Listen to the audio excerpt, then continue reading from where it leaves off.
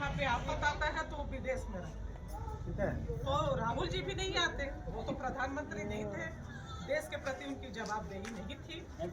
लेकिन एक देश का सच्चा सिपाही होने के नाते वो देश की युवाओं का, महिलाओं का, किसान भाइयों का, बेरोजगारों का, गरीबों का, मध्यम वर्ग, सारे परिवार को वो लेके चले।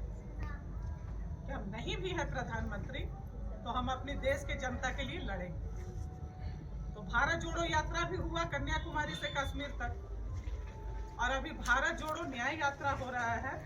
जो अभी हम बोले कि भारत जोड़ो न्याय यात्रा, न्याय का हक मिलने तक, जब तक हमें हमारा अधिकार नहीं मिलता तब तक ये लड़ाई लड़ेंगे, तब तक ये लड़ाई हम लड़ेंगे। अब देखिए, फ्री में दारू तो मिल जाता है लेकिन राशन नहीं मिल पाता है। ये चीज आप लोग भी हमारी बहनें यहाँ त्रस्त है इसी चीज से कि हमारा भाई, बेटा, पति इस चीज को छोड़ के, लेकिन कहाँ से छोड़ेंगे? देश में अभी ये व्यवस्था है ही नहीं। देश हमारा पूरी नर्क की ओर जा रहा है। अभी कोरोना जैसा बीमारी से हम लोग अपना पूरा परिवार को पूरा दहशत में दिया। कौन बचेगा, कौन जाएगा, कौन क्या होगा, लेकिन ऊपर वाले के आशीर्वाद से हम लोग सुरक्षित है। बहुत परिवार अपने परिजन को खोया, अपने बेटा को खोया, अपने पिता को खोया। तो ये कोरोना बीमारी भी प्रधानमंत्री नरेंद्र मोदी जी का दिया हुआ था देश। आज देखिए कि बोलते हैं ना, न्यूज में आप सुनती होंगी कि डिग्री लेके जो हमारे भाई, हमारे बेटे, हमारे पति टहल रहे हैं, उनको क्या कहते हैं मोदी जी? रोजगार देने थोड़ी हम बोले थे, हम तो जुमला बोले। तो आखिर किस लिए प्रधानमंत्री बनाए हैं हम लोग? वोट किस लिए दिए? ये देखिए, जो वोट आप लोग देती है ना, एक एक वोट का महत्व है। ये वोट देश का भविष्य और हमारा भविष्य तय करता है कि कौन देश में प्रधानमंत्री है।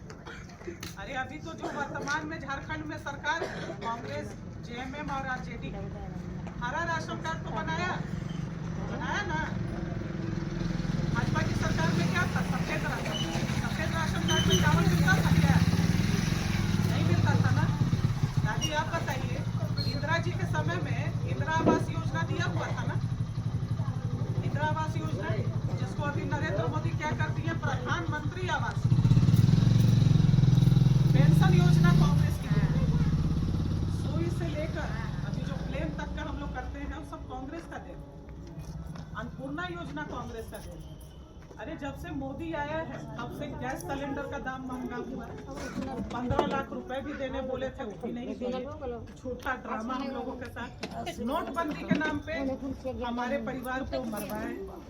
बैंक के लाइन में जब लगते थे, हमें चोर साबित किया कि महिलाएं पैसा चोरी करके रखी थी। उसके बाद इनका कहानी युवाओं को दर बदर भटकने के लिए छोड़ दी है कि हमारे पास रोजगार नहीं है। कोरोना जैसा बीमारी दिया। सिद्धू बॉर्डर में जो हमारे किसान भाई अन्नदाता, क्या था? 3 काले कानून वापस लेने के। क्या हुआ? किसान भाई वहां ठंडे में बैठे रहे, सबका जान चल गया। मोदी जी एक बार भी गए? पूछने तक नहीं गए कि तुम लोगों को क्या समस्या है। तो हम ऐसा प्रधानमंत्री चुने जिसको हमारा सुध ही नहीं है। बड़ा बड़ा पूंजीपति, बड़ा बड़ा घराना का जो लोग है उसको वो पूछ रहे हैं, उसको लेके चल रहा है। कभी आपके और हमारे बारे में पूछे? अभी हमारी बहन ने कहा, यहाँ पे हमारे साथ सभी लोग आई हुई हैं। प्रदेश की महिला कांग्रेस महासचिव भी हैं, हजारीबाग की प्रभारी भी हैं, प्रदेश सचिव प्रीति भाभी भी हैं, हमारी कोडरमा लोकसभा की प्रभारी अन्नू विश्वकर्मा जी हैं, सुमन जी हैं, सब हमारे गार्जियन हैं। अच्छा तो और चावल लेके घूम रहे हैं ना। तो राम मंदिर किसी के बाप का है क्या? है? राम जी को पूजा करने से पहले हमको आपसे एक दूसरे से पूछना होगा क्या? शाम को हम लोग संझौत दिखाते हैं कि नहीं दिखाते? अगरबत्ती दिया दिखाते हैं। तुम अच्छा था और इन्विटेशन लेके चल रहे हो, लग रहा है कि तुम्हारे बेटे और अरे तुम उस दिन आते ना मेरे दरवाजे पे, जिस दिन हम 2 वक्त का खाना खाने के लिए मुहाल थे, जब हमारे सर पे छत नहीं था, जब हमारे तन पे कपड़ा नहीं था, जब हमारे बेटे भाई और पतियों के पास रोजगार नहीं था, जब कोरोना से हम बीमारी फैली थी और हम भूख से तड़प रहे थे, उस समय तुम्हें नहीं सूद था, तुम तो देश के प्रधानमंत्री थे। उस समय भी अपने भाजपा के अंधभक्तों को भेजना चाहिए था कि जाओ घर घर में समस्या देखो कहाँ क्या है। आज अछत चावल लेके घूम रहे हो। अरे कब तक धर्म और जाति को बांटे? यहाँ हम लोग सब एक हैं, हिंदू मुस्लिम सिख ईसाई आपस में हम भाई हैं। और राम तो सबके कन-कन में है, सबके हृदय में। राम से मिलने के लिए हमको किसी से अनुमति लेना पड़ेगा? कार्ड आएगा तब हम भगवान का पूजा करेंगे। हाँ? इस चीज को आप समझिए कि 2024 का लोकसभा चुनाव आ रहा है। ये लोग ड्रामा कर रहे हैं। जब हमारा मणिपुर में बेटी के साथ घटना घटा तो प्रधानमंत्री नहीं गए और उन्हीं का भाजपा का वहाँ सरकार है मणिपुर में।